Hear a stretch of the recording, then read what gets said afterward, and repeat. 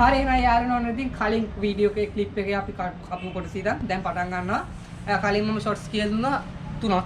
දැන් තව 2ක් කියලා දෙනවා. කියලා දීලා වීඩියෝ එක නවත්තනවා. අනිවාර්යෙන් ලයික් කරන්න, සබ්ස්ක්‍රයිබ් කරන්න, ෂෙයා කරන්න. ක්‍රිකට් ෂොට්ස් දැනගන්න කැමති අයට අනිවාර්යෙන් ෂෙයා කරන්න. දැන් පෙන්නන්න යන්නේ back foot drive එක. මේව කරා අපි ස්ටෑන්ස් බැට් අප් ගියා. කෙලින් ඊට පස්සේ පිටවසට ආවා. මේ කකුල් පෙන්නන්න හොඳට. කකුල් ළඟට වෙන්නද? මෙන්න මේ තියෙන විදිහට ඔයගොල්ලන් ඉස්සෙල්ලා ඔයගොල්ලන්ගේ ෂොට් එක ගන්න කලින් තියෙන තියෙනවා. ඊට පස්සේ මේන වෙන්නද උඩින් ගන්න.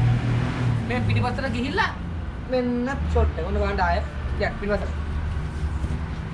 Stars bat up.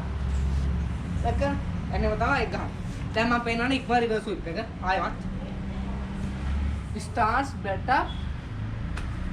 දැන් අපි මේ රිවර්ස් ස්විප් එක කවදාවත් ගහන්නේ නැහැ ගුඩ් ලෙන්ත් එන බෝල් වලට ෂෝට් බෝල් වලට විතරයි ෂෝට් නෙමෙයි මේ ස්ලොට් එකේ එන බෝල් වලට විතරයි ගහන්න ඕන මොකද නැත්තම් මේ රිවර්ස් ස්විප් එක එච් වෙලා කැච් යන්න පුළුවන් ස්ලිප් වලට නැත්තම් ගලි වලට යන්න පුළුවන් නැත්තම් LBW අනිවාර්යයෙන්ම මොකද මේ රිවර්ස් ස්විප් එක කියලා කියන්නේ ගොඩක් එච් වෙලා ස්ලිප් වලට කැච් යනවා ගලිට යනවා නැත්තම් LBW යන ෂොට් එක.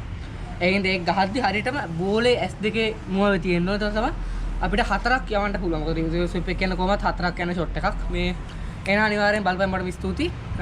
මම කැමරා වල ඔයගොල්ලන්ට පෙන්නන්න. මේ මගේ නංගි තමයි කැමරාමන්. ඉතින් මෙයා තමයි කැමරා කරේ. ඔයගොල්ලෝ හොඳයි නම් හොඳයි කියලා නැත්නම් නැහැ කියලා දාන්න අවුලක් නැහැ. මේ එන